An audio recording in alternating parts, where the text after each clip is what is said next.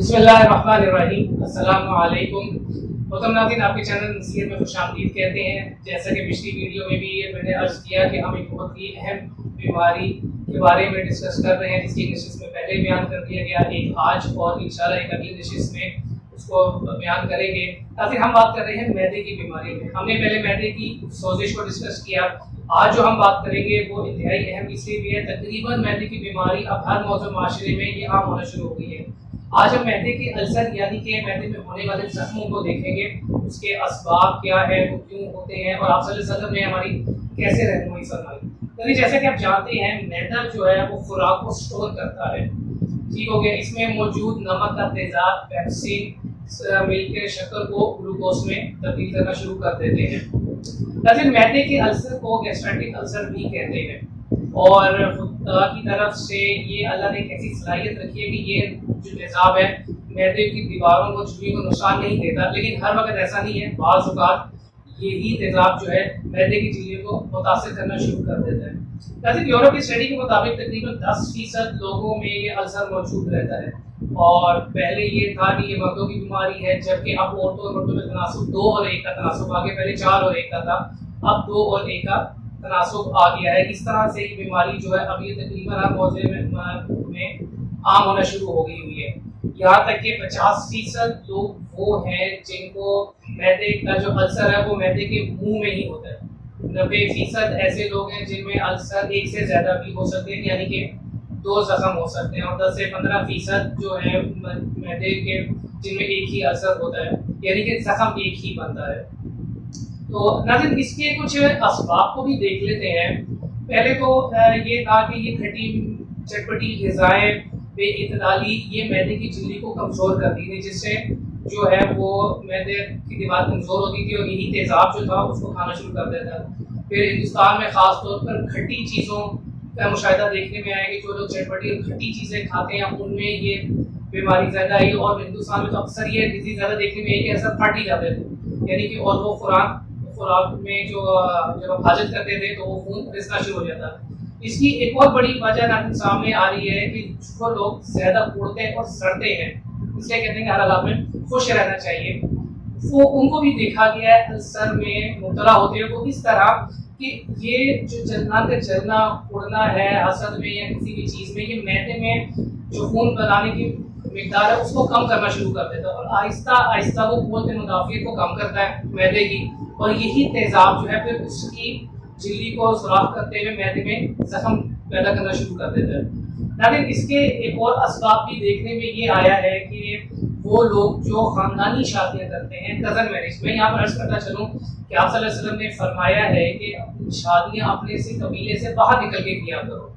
تو وہ لوگ بھی زیادہ مبتلا ہوئے ہیں، ان کو بھی مشاہدے میں دیکھا گیا ہے جو خاندانی شادیاں کرتے ہیں، یعنی کہ کزن میرجز کرتے ہیں، اور یہ کہا جا سکتا ہے کہ یہ بیماری موسمی بیماری بھی ہے، اور وہ لوگ جن کا رہن سہن کھانا پینا ایک طرح کا ہو وہ بھی اس بیماری میں جو ہے مبتلا ہوتے ہوئے دیکھے گئے۔ اور ایک اور اسٹڈی کے مطابق ناظرین ایسپرین کا ڈائریکٹ تعلق السر پیدا کرنے کے ساتھ ثابت ہو چکا ہوا ہے، جو اس میں اسٹڈی کی گئی، جو اس میں مشاہدات کیے گئے، یعنی کہ السر وہ دوائیاں جس میں ایسپرین ہے وہ السر کو ابھارتی ہیں اور زخم پیدا کرتی ہیں۔ تو ایسی دوائیوں کو بھی جب معالج اکثر جب دوائیاں لکھتے ہیں معدے کی بیماری کے لیے تو اکثر وہ شاید تیزابیت کم کرنے والی بیماریاں کو بھی لکھتے ہیں، جس سے معدے کی تیزابیت کم رہے اور معدہ زیادہ ڈیمیج نہ ہو۔ لیکن اسی طرح اس میں میں آپ کو تشخیص بھی بتا دیتا ہوں کہ اگر آدمی جب واضح طور پر نشان نہیں کرتے انگلی رکھ کے، یہ سینے کے درمیانی حصے میں نظری جلن سے شروع ہوتی ہے بیماری، یعنی کہ جلن پیدا ہوگی، وہ جلن اتنی زیادہ ہوتی ہے کہ وہ درد کی صورت اختیار کر لیتی ہے، اور جب آپ کو بھوک لگتی ہے تب یہ درد شروع ہوتی ہے، قے آتی ہے تو آپ کو کبھی آرام آ جاتا ہے، کھانا کھاتے ہیں تو آپ کو آرام آ جاتا ہے۔ یہ ساری علامات اس میں معدے کے السر یا معدے کی زخم کی نشاندہی کر دیتی ہیں، اور معالج جو بھی اس کو پتہ چل جاتا ہے کہ یہ معدے کے السر کا مریض ہے۔ اسی طرح اس کی دور جدید میں علاج موجود ہے، ڈاکٹرز وغیرہ ایلوپیتھی میں علاج کرتے ہیں، لیکن ہم چلتے ہیں ناظرین طب نبوی کے اوپر کہ آپ صلی اللہ علیہ وسلم نے ہماری اس بیماری میں بھی کیسی رہنمائی فرمائی ہے، ہمیں کیسے اس میں ہمیں اس سے نجات دلانے کے طریقے بتائے گئے ہیں۔ ناظرین اس میں بھی آپ صلی اللہ علیہ وسلم نے तलबिया की बहुत तारीफ की है, तलबीना की, और जो कि दलिए की बहुत तारीफ की है। आप सल्लल्लाहु अलैहि वसल्लम से रिवायत है कि जब आप सल्लल्लाहु अलैहि वसल्लम कोई मरीज आता था तो आप उसे दिन में 2 से 3 मरतबा गर्म जौ का दलिया जो है वो उसको खिलाने का कहते थे। इसके अलावा आप सल्लल्लाहु अलैहि वसल्लम की जो खुद की जो रूटीन थी वो असर के वक्त ताज़ा गर्म पानी में शहद मिला के शहद का मशरूब, और सुबह निहार मुँह शहद का मुँह और शहद का जो है वो सीधा बनाते थे। एक महलूम बना लिया, एक गर्म पानी में शहद डाला, मिक्स कर लिया और उसको पी लिया। ये आप सल्लल्लाहु अलैहि वसल्लम की अपनी रूटीन थी। लेकिन इसके अलावा जैतून की आप सल्लल्लाहु अलैहि वसल्लम ने बड़ी तारीफ फरमाई, यहाँ तक कि जैतून में को कुरान में कहा, उसकी एक आयत बयान कर देता हूँ, युक़ज़ु मिन शजरतिन मुबारकतिन मिन ज़ैतून, कि ये दरख्त ऐसे दरख्तों से लिया गया है, जैतून ऐसे शिफा वाले दरख्तों से लिया गया है कि इसमें बहुत ज़्यादा शिफा मौजूद है। और यही चीज़ सूरत नहल में भी फरमाई, नहल में भी इसी किस्म की जैतून के बारे में जो है वो आप सल्लल्लाहु अलैहि वसल्लम ने तारीफ की है कि इसका इस्तेमाल रखा जाए। यहाँ तक कि डॉक्टर खालिद गज़नवी साहब ने अपने मुशाहिदे में भी लिखा है कि ऐसे मरीज जिनको हमें दवाइयाँ नहीं दी और हमने उनको रात को सोते वक्त जैतून के 2 बड़े चम्मच भी पिलाए हैं तो उनको ना सिर्फ गैस्ट्रिक अल्सर यानी कि मैदे के जख्मों में भी आराम देखा गया, बल्कि आंकड़ों के दिख में भी आराम देखा गया, आंकड़ों की बीमारियों में भी उसमें आराम देखा गया। इसके अलावा नज़ीर आप सल्लल्लाहु अलैहि वसल्लम की तिब्बी में आपको कुछ एक नुस्खा भी बता देता हूँ जो किताबों में भी लिखा गया है। अगर आप उसको मुरक्कब बना लें, पीस के एक मुरक्कब बना लें और खाने के बाद सुबह दोपहर शाम इस्तेमाल करें तो उसका बहुत ज़्यादा फ़ायदा होगा। जिसमें सबसे पहले तो कलौंजी 60 ग्राम है, बल्कि कासनी आपकी 15 ग्राम है, बल्कि मेथी 10 ग्राम है, इसमें शीरी 10 ग्राम है और मेथी के बीज 5 ग्राम है। ताकि जितने भी मैंने कुछ चीज़ें बताई है ना,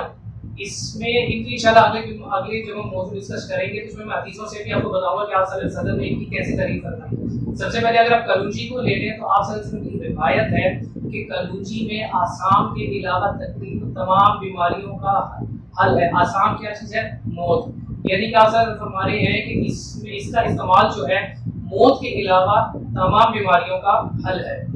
इसी तरह नाज़रीन और भी बहुत सारी जो मैंने इसमें नाम लिए उनका आगे जाके भी आपसे जिक्र करूंगा, हदीसों से भी बताऊंगा कि आप सल्लल्लाहु अलैहि वसल्लम इसको कैसे करते थे। लेकिन अगर आप थोड़ा सा नोट करें, हमने अभी तक जितनी भी आपको बीमारियां बताई हैं उसमें बताई गई तमाम खुराक वो आपकी रोजमर्रा के जनाब किचन की एक जिसे कहने की खुराक का हिस्सा है। इन्हीं दवाइयाँ इन्हीं चीज़ों को आप खाएं तो आपकी खुराक है, लेकिन इन्हीं चीज़ों को अगर आप निहार मुँह ले लें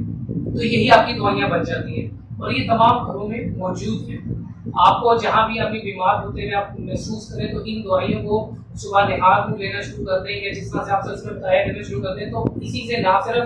आप अपनी सेहत का भी ख्याल कर सकते हैं, जान भी बचा सकते हैं, बल्कि बहुत सारा पैसा भी बचा सकते हैं। नाज़रीन इंशाल्लाह ये सिलसिला आगे जारी रखेंगे। अगले टॉपिक में हम मैदे के कैंसर को डिस्कस करेंगे। आप तब तक के लिए इजाज़त दीजिए, अपना बहुत ख्याल रखिएगा। अल्लाह हाफिज़।